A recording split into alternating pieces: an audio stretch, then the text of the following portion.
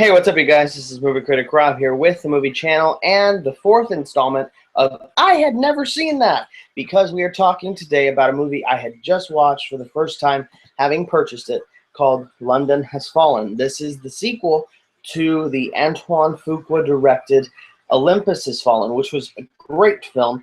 And so I hadn't really gotten around to seeing this when it was originally released, partially because a lot of the reviews were saying, it's another tired sequel, just let it die, you know.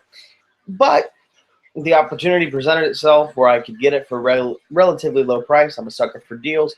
And we have London Has Fallen. This was not directed by Antoine Fuqua, unlike the first one. This was directed by Babak Najafi, I believe was the name of the director.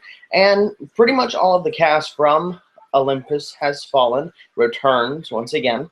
We have Morgan Freeman, who returns. Angela Bassett is back.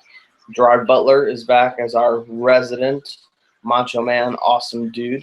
And we have also Harvey Dent, Two-Face. I'm just kidding.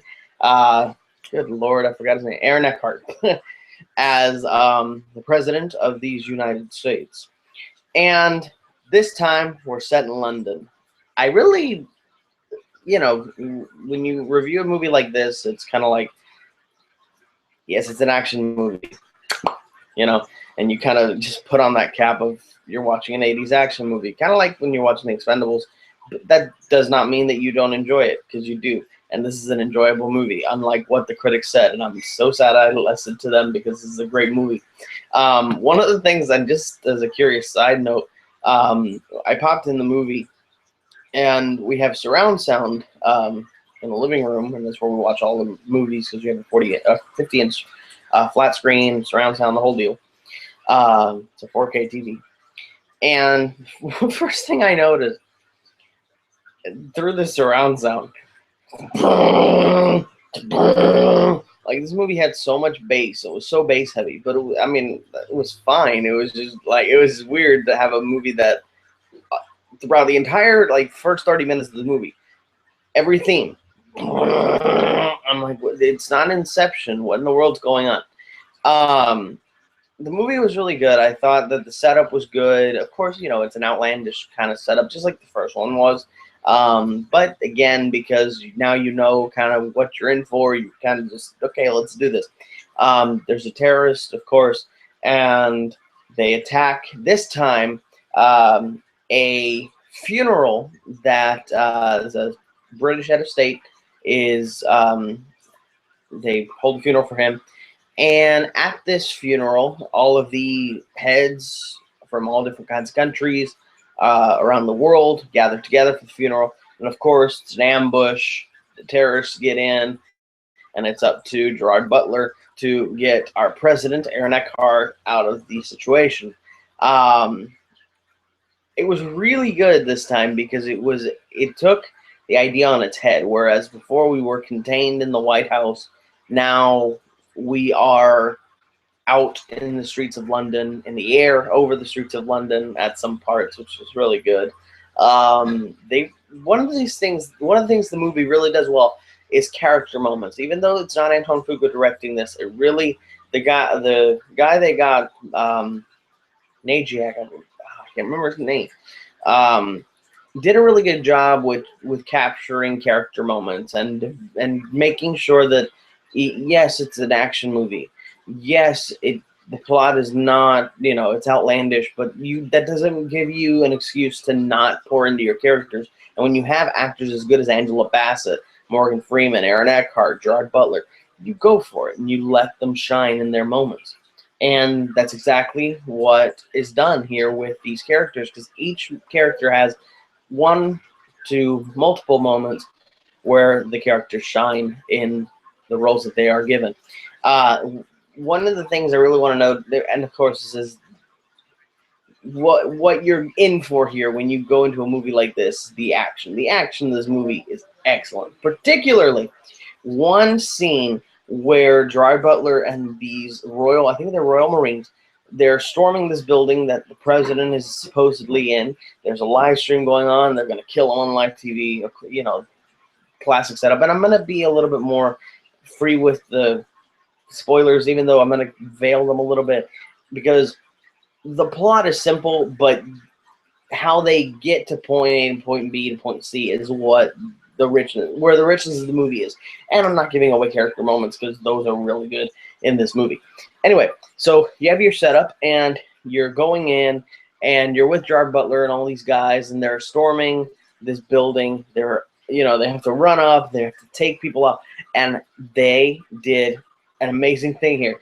They did everything in one continuous shot. And I was like, oh my God. Because, like, you know, there's like rocket launchers flying everywhere. You're of course following Gerard Butler, and so you know you get like a rocket overhead, and then like shots are being fired at you, and it almost feels.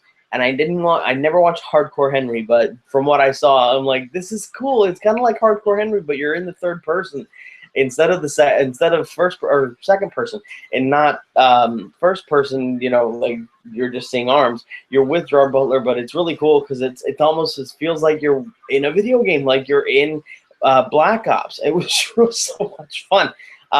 And the scene goes on forever. I'm sitting there and I was watching this and I'm like, when are they gonna cut? When are they gonna cut? When are they gonna cut? And they didn't cut until, I mean, they ran out to this building and it was a long run up and there was so much stuff going on, pan left, pan right, and they get into the building. They're still in that same continuous shot. I didn't really notice a place where they could have cut. And then I noticed a few places where they could have cut, but they still kept it hidden and made it seem like it was still one continuous shot, which was absolutely masterfully done. And that alone is worth the $5 I spent on this thing. It was excellent. Not only that, but there's a lot of, like I said, great character moments peppered throughout, and every character gets one or more moments to shine, which really helped this movie to be more than just, you know, just another run-of-the-mill action movie. Yes, it is an action movie, but I like it when action movies take the time to first have common sense, and you know how I feel based on my review of Jason Statham's latest movie, Mechanic Resurrection. And I like it when action movies take the time to develop their characters. Because a lot of them, they just, here's your action hero, here's action, here's the girl he has to rescue, or here's the thing he has to do, go do it. And they don't spend any time developing the character, giving him backstory, giving him an arc. And this movie does that. And I like that. And especially with how heavy the last movie was, Olympus Has Fallen, with him, the president losing his wife and everything. It was really good to see everybody and everything that they had to do. And that's really all I have to say. It's a really good movie. If you haven't seen it, I really recommend that you see it. I'm kind of sad that I didn't see it earlier because I loved it, and I think I'm going to watch it over and over again, just to, if only to analyze that one continuous shot scene that was just mind-blowingly awesome. Yeah, like this is like Deadpool style action goodness. This is good.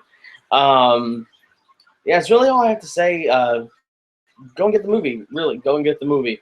It's good. Trust me, go get it.